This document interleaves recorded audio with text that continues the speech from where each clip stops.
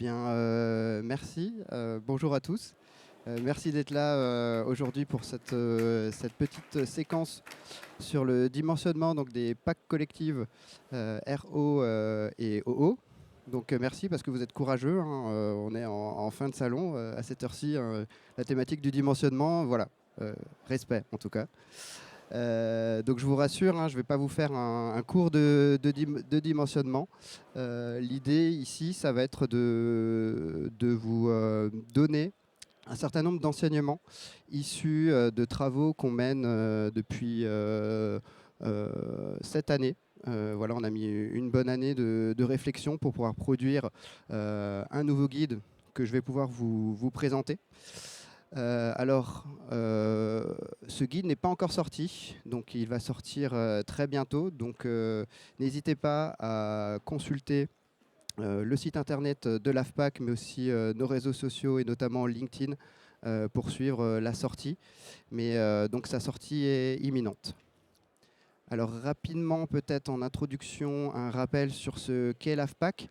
Donc l'AFPAC, c'est l'Association française pour les pompes à chaleur. Donc, il s'agit de ce qu'on appelle une association filière. Donc, elle regroupe l'ensemble, elle représente l'ensemble des acteurs de la filière. Et donc, on va avoir un peu plus de 80 membres qui sont tous bénévoles, hein. Il faut savoir que je suis le seul permanent à l'AFPAC. Donc, tout ce qu'on peut faire, c'est sur la base du volontariat et de l'expertise de nos membres. Donc, s'il y en a qui sont parmi nous dans la salle, voilà, je les remercie pour ça. Donc plus de 80 membres qui sont réunis pour un seul objectif, donc que le développement des packs se passe de la meilleure des manières possibles et donc d'améliorer la qualité des installations. Donc c'est pour ça qu'on fait un ensemble, on produit un ensemble de guides et notamment en ce moment ce qui nous intéresse c'est le logement collectif, puisqu'il y a un fort développement aujourd'hui de ces technologies en logement collectif. Et donc, il y a un besoin d'accompagnement sur un certain nombre de sujets techniques. Donc, on avait déjà publié un guide sur le raccordement électrique qu'on avait pu présenter sur ce salon l'année dernière. Un guide sur l'acoustique. Donc un guide sur le dimensionnement, donc il va bientôt sortir avec plusieurs tomes. Donc là, ça concerne le dimensionnement en chauffage 100% électrique, mais on va avoir aussi un tome qui va sortir sur le dimensionnement en chaufferie hybride, qui va sortir à la suite. Et puis derrière, un ouvrage aussi sur l'eau chaude sanitaire. Et derrière, on va avoir aussi le double service. Au programme de ce plan ADEME, on va avoir aussi l'intégration architecturale, donc, dont un guide va sortir cette année, et aussi voilà, une réflexion qu'on est en train de mener autour de la qualité des installations. Donc voilà un petit peu pour le programme d'ensemble. Et donc le sujet du jour, c'est le dimensionnement des packs collectives, donc des packs en mode chauffage seul, 100% élec, avec notamment, comme je vous disais, donc des premiers retours d'expérience et pas mal d'expertise de la filière. Donc il n'y a pas de grande révolution, on ne revoit pas, donc il y a un DTU qui est en cours de révision. Par contre, on trouvait important de quand même pouvoir donner à la filière un certain nombre d'enseignements qu'on a pu constater sur les projets. Donc le guide suit au final le cheminement d'un projet de dimensionnement classique, avec une première étape qui est très importante d'évaluation des besoins, avec ensuite la prise en considération des conditions de fonctionnement, et c'est là la particularité du collectif. C'est important de prendre en compte et d'anticiper donc les futures conditions de fonctionnement. Donc là, ça va être la deuxième étape décrite dans le guide. La conception ensuite et le dimensionnement en lui-même, où là on va dimensionner donc la PAC mais aussi son appoint. Et ensuite donc les choix d'exploitation, qui là aussi vont déterminer un certain nombre de paramètres dans le dimensionnement. Et donc c'est essentiel, notamment en logement collectif, d'avoir en tête déjà d'anticiper l'exploitation pour être sûr qu'on ne dimensionne pas juste pour la mise en service et que l'installation soit la plus performante et la plus durable possible. Alors avant de rentrer un peu plus dans le détail, je voulais qu'on se pose un petit peu sur cette phrase qui au final résume un petit peu l'ensemble de la philosophie, du moins la différence qu'il y a d'approche en logement collectif. Et donc, on dit effectivement qu'il faut mieux fiabiliser les hypothèses de calcul que surdimensionner la production. Donc, traditionnellement, dans les chaufferies, on a tendance en fait à sécuriser un certain nombre d'incertitudes, que ce soit sur les calculs de déperdition ou un manque de connaissances sur, par exemple, l'état du réseau, etc., par un surdimensionnement. Et ça, c'est un réflexe qui peut être néfaste en PAC, puisqu'on va le voir, les effets du surdimensionnement peuvent être néfastes, notamment pour les performances. Et donc, en PAC collective, le maître mot, c'est fiabiliser au maximum les hypothèses, plutôt que d'aller trop vite et de juste ajouter donc, des marges de sécurité qui, au final, entraîneraient un surdimensionnement qui impacterait la performance de la PAC. Donc, premier enjeu, c'est le calcul des déperditions. Alors, c'est un peu trivial hein, sur le dimensionnement, mais j'insiste sur ce point, puisqu'en fait, en PAC, et notamment en PAC collective, il faut viser un calcul au plus juste. Sachant que, en fait, ce calcul de déperdition est central et indispensable, parce que derrière, il va avoir un impact sur le dimensionnement de la PAC, sur le dimensionnement de la pointe, sur l'évaluation, le choix des émetteurs, et aussi sur le réglage de la loi d'eau. Donc si on se plante sur les déperditions, ou on est trop approximatif sur les déperditions, on a déjà un risque sur effectivement potentiellement une surdimension de la PAC. Et je précise également qu'effectivement une erreur à ce niveau-là, elle est difficilement rattrapable ou ça peut être coûteux d'aller la rattraper donc, derrière. Avec comme conséquence donc, un besoin surestimé, donc des coûts d'investissement qui vont augmenter potentiellement, des puissances appelées qui vont être aussi supérieures. Et dans le cas d'un besoin sous-estimé, là, on va avoir un appoint parfois trop sollicité, donc une rentabilité entachée, des performances moindres et aussi donc voilà, de l'inconfort, on n'atteint pas les températures et aussi des risques en exploitation. Donc pour ce calcul de déperdition, donc, il y a une norme qui est bien connue donc, des bureaux d'études, qui est la NF 12831.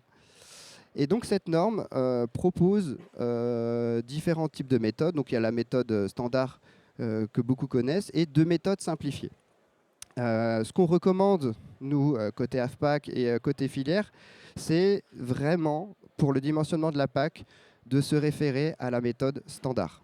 Puisqu'au final, la méthode simplifiée, on la connaît, hein, c'est les GV delta T, c'est les petites méthodes pour calculer les déperditions, entre guillemets, à la grosse louche. Il faut réserver ces méthodes simplifiées uniquement en phase avant-projet ou en phase de faisabilité. C'est vraiment pour donner une idée de la faisabilité des projets, mais ne pas utiliser ces résultats-là pour faire le dimensionnement réel de l'installation, puisque notamment la méthode standard contient un calcul qui est précieux, qui est le calcul pièce par pièce, dont le détail en fait, va vous permettre d'affiner et de régler au mieux la loi d'eau. Et ça, donc, je pense que vous avez dû suivre les résultats donc, de la campagne de mesure qui a été réalisée. Alors, c'était de l'individuel, la campagne ADEME qui a été réalisée, et donc qui a mis en lumière l'importance de la loi d'eau dans les performances de la PAC. Donc, c'est important de systématiser ce calcul pièce par pièce. Puisque, en fait, quand on va dimensionner, il faut mener vraiment une réflexion, puisqu'en fait, on va se référer par rapport à la pièce la plus défavorisée. Et donc, là-dessus, il faut avoir un petit peu de recul et de se dire, justement, comme la phrase qu'on met là, est-ce qu'il ne faudrait pas mieux redimensionner ou remplacer justement quelques radiateurs pour pouvoir diminuer cette situation entre guillemets critique, plutôt que de se référer et d'augmenter la loi d'eau pour se caler sur cette pièce la plus défavorable.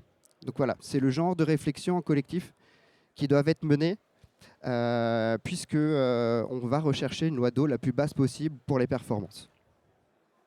Donc premier point, le calcul pièce par pièce. Ensuite, une autre question qu'on se pose souvent, c'est la surpuissance de relance. Alors, qu'est-ce que c'est que la relance?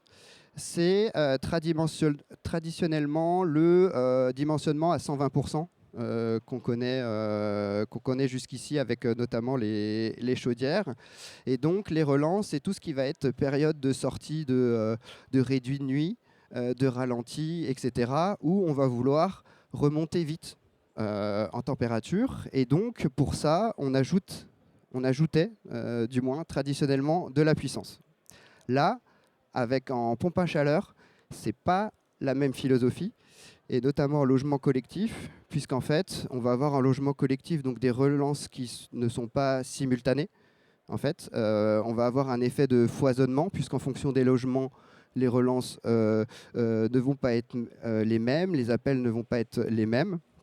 Et donc, ce foisonnement, on va voir qu'il absorbe au final ce besoin de surpuissance de relance. Et la recommandation côté AFPAC, c'est aujourd'hui, on n'a plus besoin, entre guillemets, d'appliquer cette puissance de relance, mais en fait, c'est la régulation. C'est par la régulation qu'on va venir faire ces relances, et donc en anticipant, par exemple, les réduits, etc.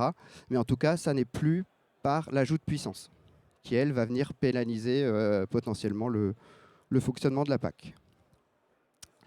Un autre paramètre souvent oublié dans l'étape d'évaluation des besoins, c'est les pertes via les réseaux.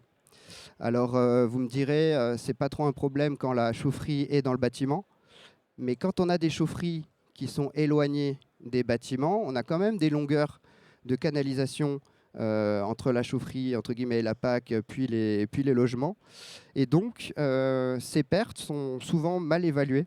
Donc, je mettais des pertes entre les réseaux, entre la PAC et le local technique, au ballon tampon, tout ce qui est robinetterie, tout ce qui est linéaire, primaire, secondaire, etc. On n'a pas le calorifugage systématique. Je pense que c'est assez rare donc, sur les projets.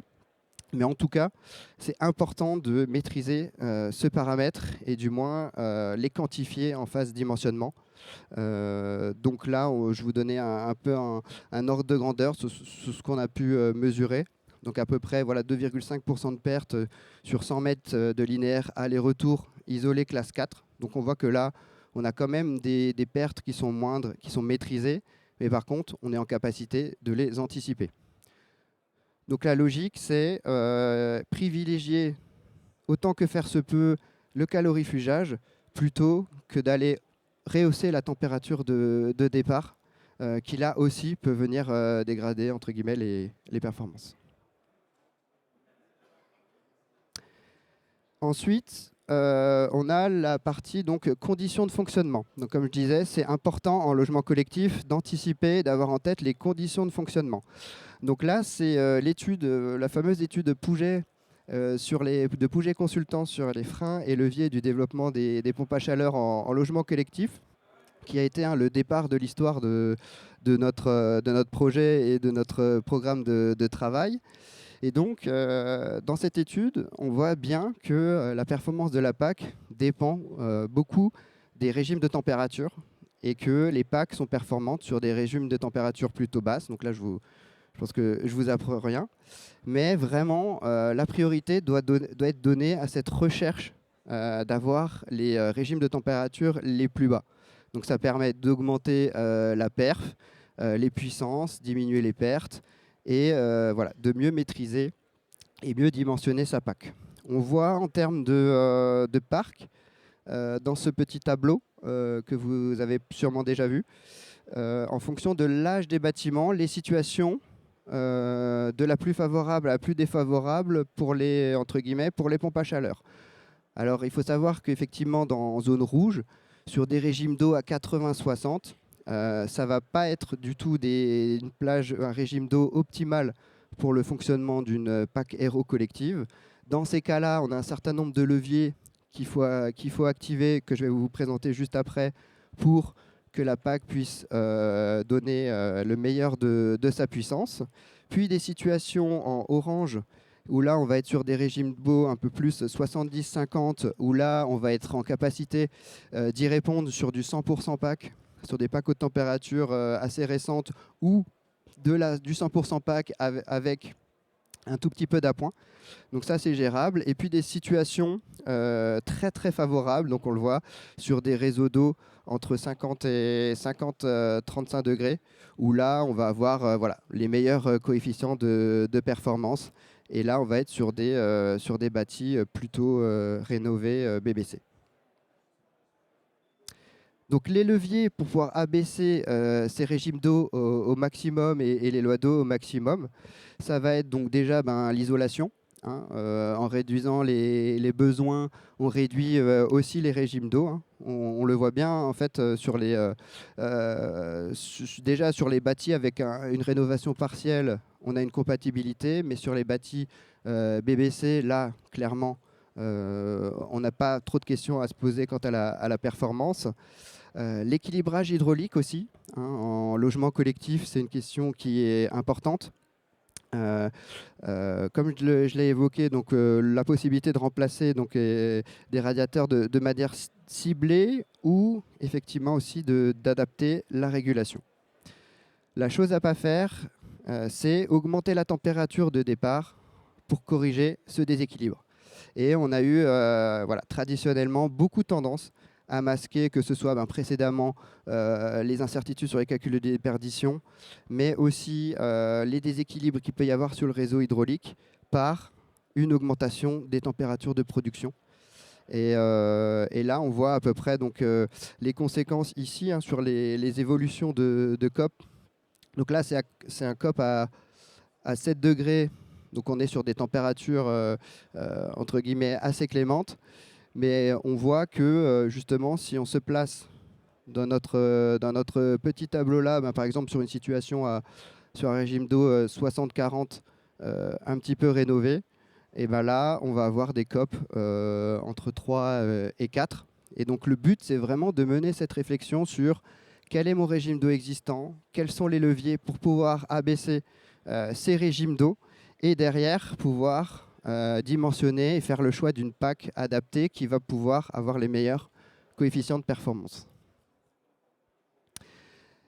Donc j'insiste sur la qualité du réseau hydraulique, puisqu'il y a le syndicat des représentants de la maintenance qui avait publié des chiffres donc, sur la maison individuelle qui estimait à peu près à 40% le pourcentage de maisons avec des réseaux emboués. Je crois qu'on n'a pas les chiffres sur le collectif, mais ceux qui ont bossé un petit peu sur le collectif voilà, doivent avoir une idée de ce niveau d'embouage ou même du niveau de connaissance qu'on a de l'état des réseaux. Je pense qu'aujourd'hui, c'est voilà, une vraie problématique. C'est pour ça qu'on voilà, qu'on recommande à l'AFPAC de vraiment vérifier les réseaux existants, systématiser le désembouage et aussi, s'il le faut, donc, des traitements de l'eau. Mais en tout cas, voilà, ça fait partie des paramètres qui peuvent faire dériver les températures et sur lesquels à cause desquels on va être obligé d'augmenter les températures et donc diminuer les performances. Donc maintenant, sur les règles à proprement parler, là on était vraiment sur l'étape de comment on anticipe les dépairs, comment on prépare le calcul, les données d'entrée, ce qui est essentiel. Là, on arrive sur le dimensionnement en lui-même. Donc on distingue deux situations. Donc la première situation où on a des informations très limitées sur le bâti. Donc c'est ce qu'on retrouve en général le plus souvent. Donc on a un calcul conventionnel, des données approximatives sur l'isolation, mais pas précises. L'inertie, bon, on n'en sait trop rien. Le réseau, on ne connaît pas du tout son état. Dans ces cas-là, quand on a une pompe à chaleur installée seule et sans appoint, là, on va dimensionner à 100% des déperditions. Et quand on va être en pompe à chaleur avec appoint joule, on va, donc c'est le puissance PAC supérieur ou égal à 80% fois les déperditions, donc on va dimensionner à 80% des déperditions. Donc entre 80 et 100% des déperditions. Et on a introduit donc un raisonnement donc, qui lui permet de représenter les spécificités qu'on a en collectif, qui est le coefficient S, que vous voyez dans la formule, que je vais vous expliquer juste après. Et concernant donc, la puissance de relance, dans ce cas-là, on dimensionne la PAC sans puissance de relance. Et donc le foisonnement, des effets de foisonnement viennent compenser ça. Et donc avec un dimensionnement à 100%, on est largement suffisant concernant la relance.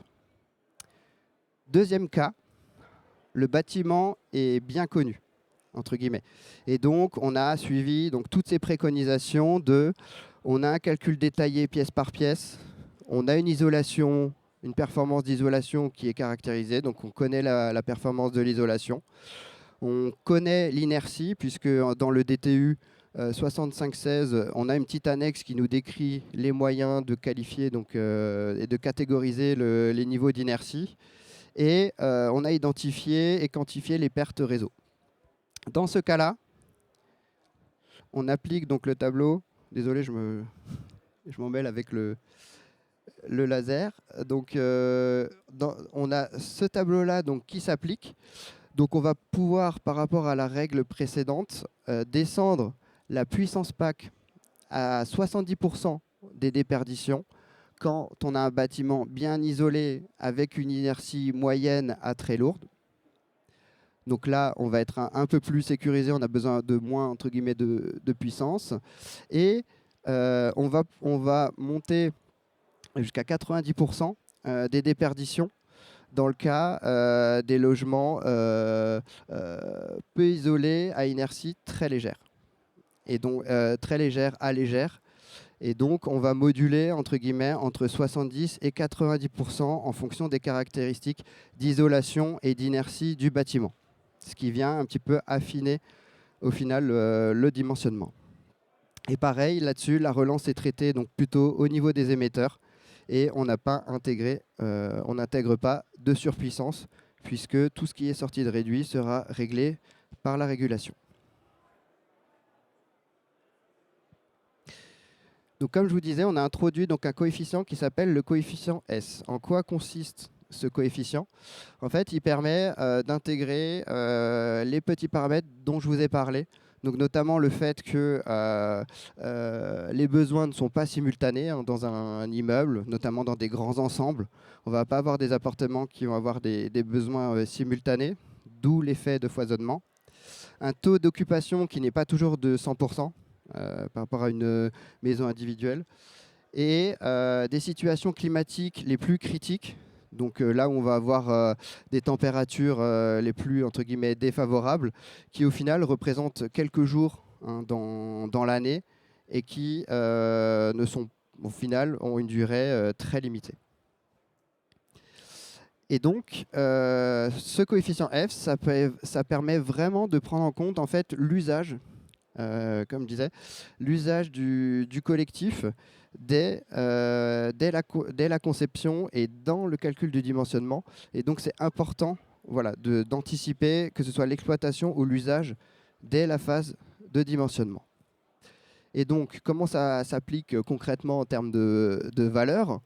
En fait, l'idée, c'est de repartir de ce qui est fait actuellement dans le DTU. Donc, on reste en continuité du DTU en maison individuelle, en se disant que en fait, sur les petits collectifs, on a des comportements au final qui sont très proches de la maison individuelle. Et donc dans ce cas-là, on se cale sur les valeurs utilisées en maison individuelle d'incertitude. Donc le 120% ici ne posera pas forcément de problème. Pour les collectifs plus importants, on voit qu'on observe un foisonnement plus marqué et on va avoir une réduction progressive du S. Donc on le voit ici à quelques points intermédiaires. À partir de 20 logements, on peut dimensionner à 110%. À partir de 100 logements, on va être à 105. Et quand on arrive sur des grands ensembles, à plus de 200 logements, un dimensionnement à 100% des déperditions est suffisant. Donc voilà, l'idée c'est de se dire plus le bâtiment est un grand ensemble et un nombre de logements élevé, plus on va avoir des effets de foisonnement, plus la surpuissance de relance va être faisable avec 100% des déperditions. Voilà.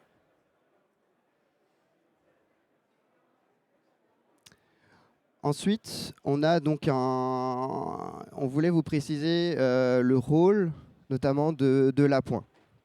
Donc là, on entend souvent qu'au final, l'appoint comble un manque de puissance Et ça, il faut savoir que si votre appoint vous permet de combler un mode de puissance, c'est qu'il faut revoir la conception.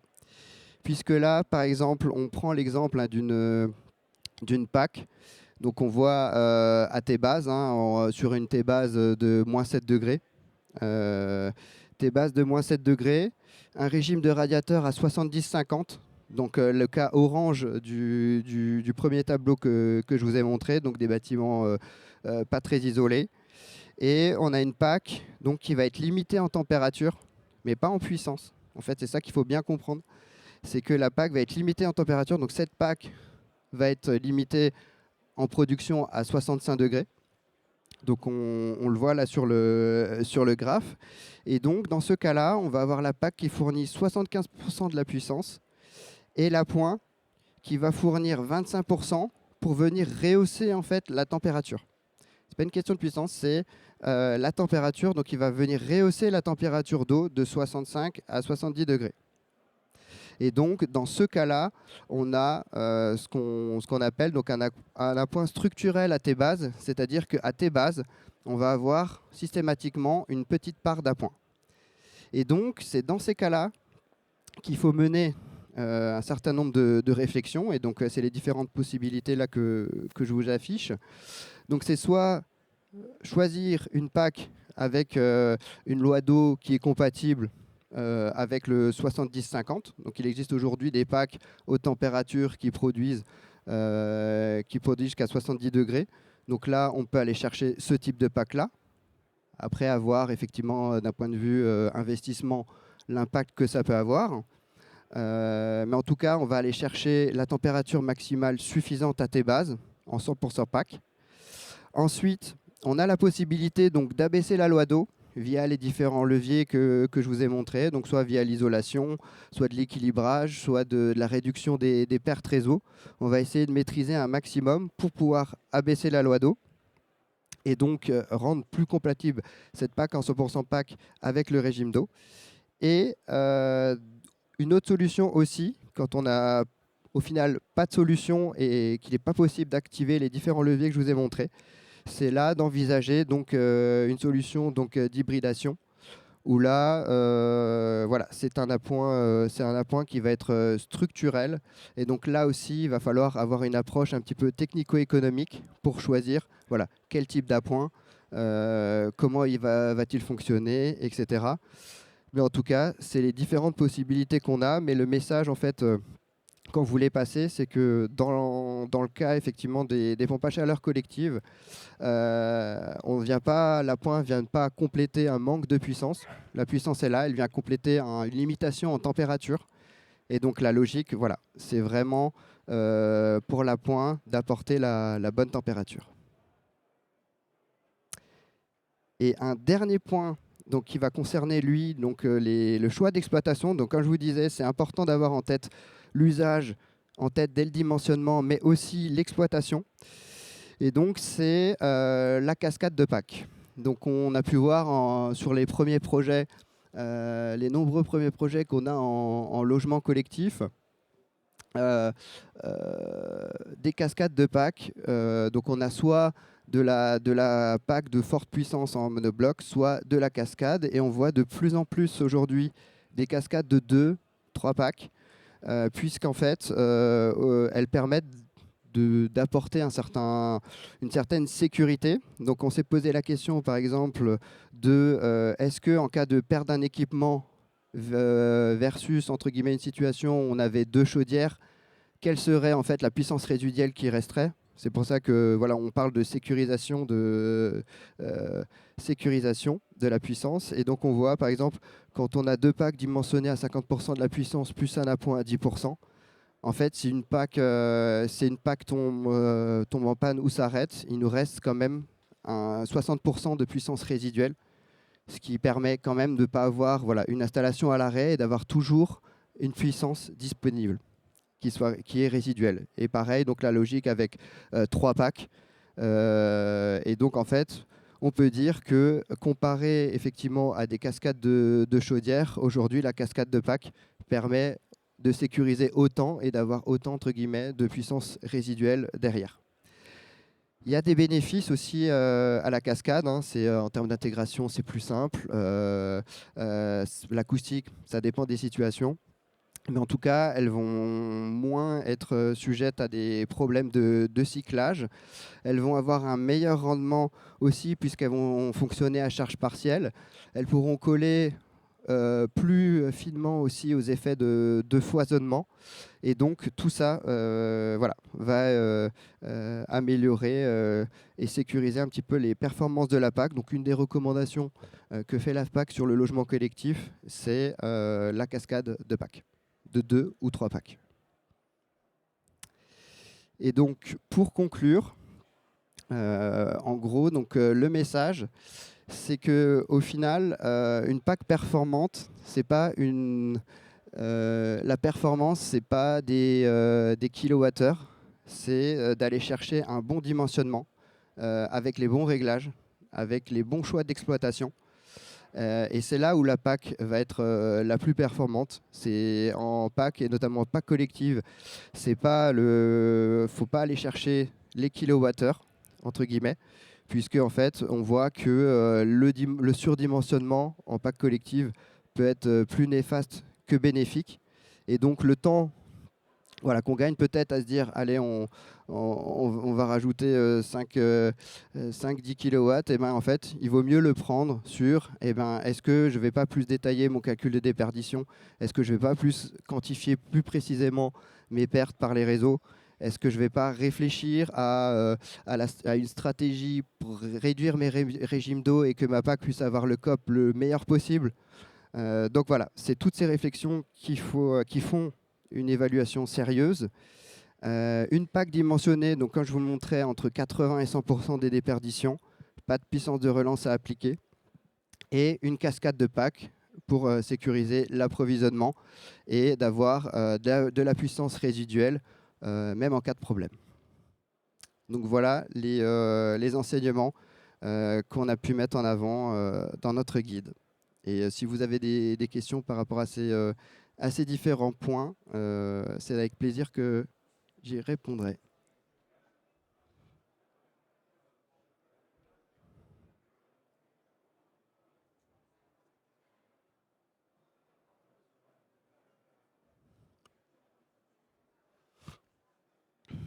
Bonjour. Bonjour. Merci beaucoup pour la présentation vraiment très claire. Donc, Monsieur Vieille du département de la Mayenne, vous avez fait le choix de présenter du coup que le dimensionnement pour le chauffage. Est-ce que le fait qu'on ne prenne pas en compte l'eau chaude sanitaire, c'est un choix délibéré de dire voilà, la PAC c'est pas fait pour ça? Et si c'est pas le cas, voilà, comment est-ce que vous l'intégrez dans un cas de figure avec de l'eau chaude sanitaire, qui est souvent le cas en collectif? Tout à fait. Alors pas du tout en fait. L'objectif c'était effectivement de traiter l'ensemble des usages des PAC, que ce soit le chauffage, l'eau chaude ou le double service. Il s'avère qu'on fait avec un peu la réalité du terrain. Et aujourd'hui, malheureusement, en fait, on a une méthode ECS, méthode de dimensionnement ECS, qui avait été faite par le caustique à l'époque, qui aujourd'hui ne prend pas en compte les pertes de distribution, côté distribution. Ce qui fait qu'un préalable, si on veut travailler sur ces règles-là, c'est justement relancer ces travaux-là sur l'eau chaude. Donc c'est ce qu'on est en train de faire au niveau de la filière. Et c'est ce qui fait que l'ambition est toujours de rédiger un guide sur le sujet. Mais au final, voilà, aujourd'hui, on n'a pas encore assez de matière pour pouvoir établir des règles ou donner des recommandations un petit peu précises.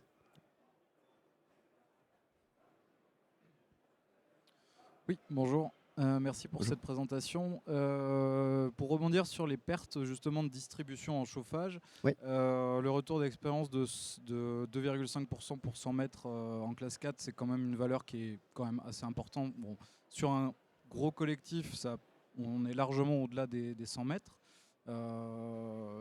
Est-ce que les puissances qu'on évoque là depuis le début, donc le dimensionnement à 100%, le dimensionnement à 70 ou 80%, est-ce que ça tient compte de cette perte de distribution ou c'est uniquement les déperditions pièce par pièce du bâtiment?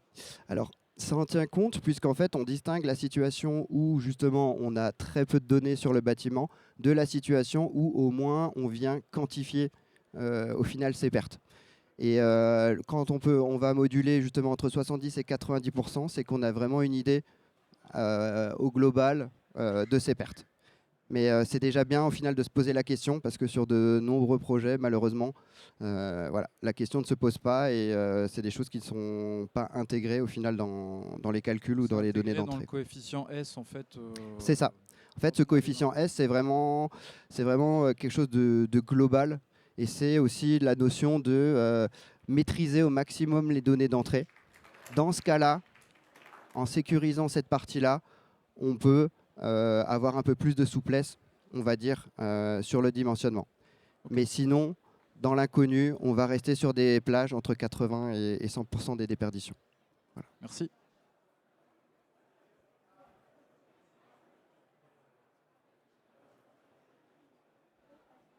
Bonjour, merci pour cette présentation très claire. Une petite question, le guide, il va être disponible Oui. Prochainement? Oui.